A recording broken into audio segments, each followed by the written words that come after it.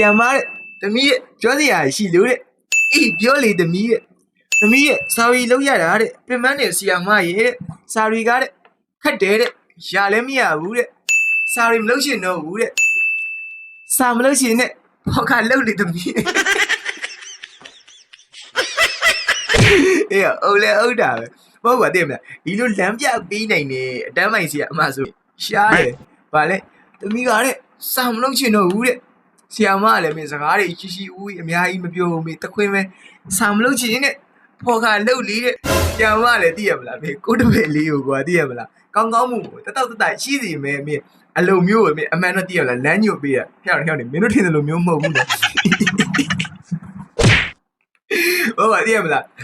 ဒီကိုယ့်ရင်ကမိဘတွေကတော့သိရမလားကိုသားသမီးလေးပညာတတ်ကြီးဖြစ်အောင်လို့လိမ်မာရေးကြရှိအောင်လို့ဆိုပြီးကျောင်းပို့ပေးတာကွာသိရမလားတော်သေးရပါမင်းအတန်းမိုင်ဆီယာမကောင်းမှုနဲ့ရောက်တော့မှာ